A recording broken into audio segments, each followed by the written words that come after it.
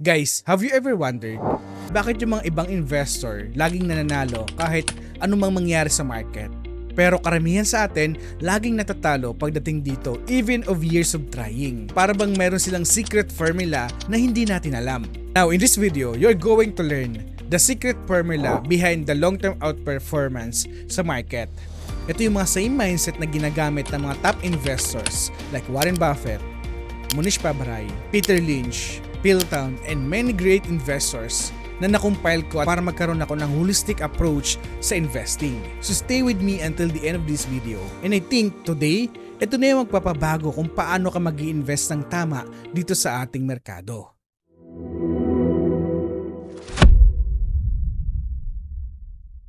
Now, before we continue, so let me quick share something important. Kung seryoso ka na maging dividend investor, you don't have to do it alone. So that's why I created PSE Warrior. Ito yung platform na build para sa mga Filipino investor na gusto mamaster yung investing dito sa ating bansa. Dito sa loob ng website, mayroong mga guide, tutorials, and mga strategies na design para sa mga beginners and also advanced investors. So dito we cover everything from choosing your first stock to building diversified portfolio to maximize returns. Plus, meron din ditong community na kung saan naandito yung mga like-minded people na mga investor na pwede tayong makapag-chat, makapag-usap, and makagkaroon ng idea sa mga kapwa nating investors. So, pinaka-goal naman talaga natin dito sa community na to ay syempre financial freedom. Kung nanonood ka ng mga financial or investing videos o nagbabasa ka ng mga books or newsletters and hanggang ngayon feeling mo na overwhelm ka sa mga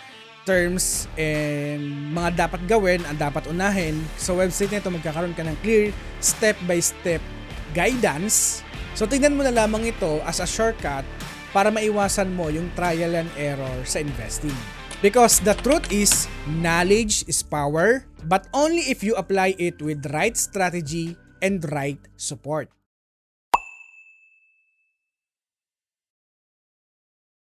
Now, let's start with a simple question. If the goal of investing is to grow money, bakit karamihan ng mga investor ay nalulugi dito? The answer ay hindi naandoon sa charts, hindi rin naandoon sa mga top picks, stock tips ng mga broker natin, lalong hindi doon sa mga news. Ang pinakasagot ay nakatago sa isang salita lamang na most of investors ay medyo na-underestimate ito. Ano ito? Ang salitang time. Ay guys, so meet Juan. So si Juan ay hardworking, family-oriented, and also, syempre, hopeful. Now, si Juan ay nagtatrabaho at mayroon siyang naitatabi na 2,000 pesos every month sa kanyang salary after niyang bayaran yung groceries, bills, and anything. Now, ang kanyang office mate, merong sinabi sa kanya, pre mag-invest ka sa stock market kasi ang dami nang kinita ko sa DMC, sa SEC, sa Jollibee, at sa mga malalaking company dito sa ating bansa. So, si Juan na curious at na-inspired, ang ginawa niya, nag-download siya ng investing app and also nanood siya ng mga few TikTok videos and nagsimula na siyang bumili ng mga stocks. After niyang bumili ng stock, medyo nagkaroon siya na confident and naging powerful siya kasi shareholder ka na ng mga malalaking company sa ating bansa. But a few weeks pass, yung kanyang investment ay bumabagsak na ang presyo and nagpanik siya. And after a month, lahat ng kanyang investment ay naibenta niya na kahit ito ay nasa loss. Now, here's the thing. After a year ng pagbenta ni Juan, yung mga stocks na binili niya ay biglang umangat na ang presyo. Now, itong story na ito, parang familiar sa atin, di ba? That's the story of first-time investor dito sa ating market. Full of hopes, lacking of patience. Now, Albert Einstein said, compound interest is the eighth wonder of the world. Yung mga nakakaalam nito ay kikita. Yung mga hindi nakakaalam ay pagbabayaran or magbabayad. And this quote ay talagang very applicable ito sa ating merkado. Compounding is simple. Your money earn interest and your interest earn more interest. And over time, nagkakaroon ito ng snowball effect sa ating investment. So magbibigay ako ng example para lahat tayo makarelate. Now, sabihin na natin na si Juan ay nag-i-invest ng 5,000 pesos per month sa solid dividend stocks, for example, DMC. na nag-earns ng average return of 8%, after 20 years sa kanyang investment ay nag-grow ng 2.9 million pesos na. Now, if we are going to compute the math, he only invested 1.2 million pesos over the past 20 years sa pag-invest sa company ito. And yung the rest na 1.7 million, ito ay na-generate galing sa compounding. So ito yung pera na nag-earn ng pera kahit si Juan ay nag-spend ng time sa kanyang family, sa kanyang trabaho, or even natutulog siya, lumalago ang kanyang investment. Pagdating sa compounding, it doesn't care yung timing the market. Pagdating sa compounding, nangangailangan lamang ito ng 2 ingredients: time and consistency.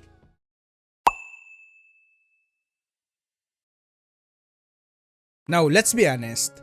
Yung pag-i-invest sa market, hindi ito puro lamang math. It is all about emotions.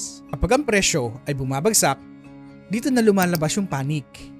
Kapag ang presyo naman ay tumataas, dito naman nagsisimula ang ating pagiging gahaman.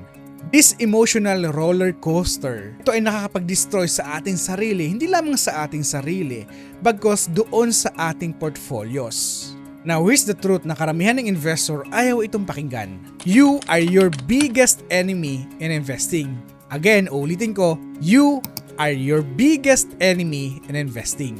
Hindi yan sa market, hindi rin yan sa inflation, at lalong hindi sa politics.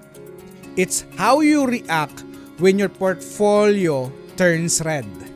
Again, it's how you react when your portfolio turns red. So I'm sure karamihan sa atin nararamdaman nito kapag yung urge natin na ibenta yung portfolio, yung position natin kapag bumabagsak yung market. And meron naman tayong urge na kapag umaangat yung presyo, doon lang tayo bibili. Okay? That's the emotional trap of investing.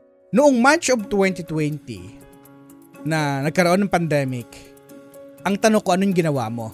For sure, karamihan sa atin, lahat ng posisyon natin tinanggal natin. Kasi ayaw natin na magkaroon na red ang ating portfolio.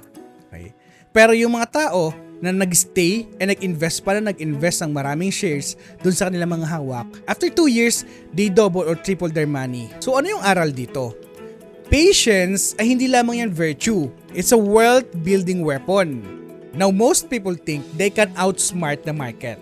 They wait for the perfect time to buy. But guys, here's the thing.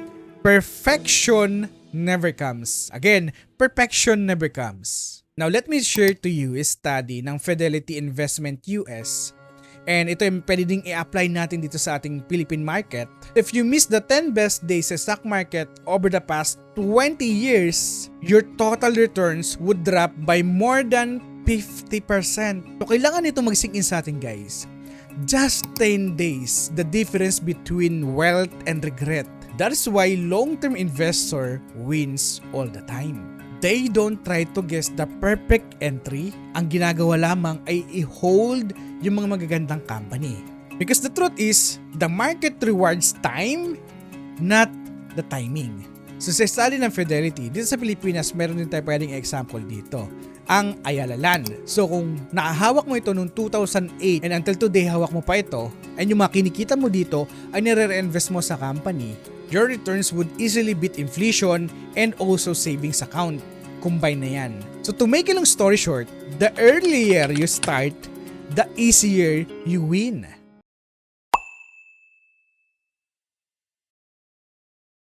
Now, ibuod na natin itong ginawa nating video. Now, the real secret formula sa long-term outperformance sa market ay hindi ito komplikado. Ang kailangan mo lamang ay compound interest, dividends, plus time. Again, compound interest, dividends, time. Compound interest multiplies your money, dividends gives you consistent cash flow, and time amplifies everything. So, sa investing, hindi mo kailangan maging genius. Hindi mo kailangan ng insider information. You just need patience, discipline, and the courage to stay invested when others are panicking.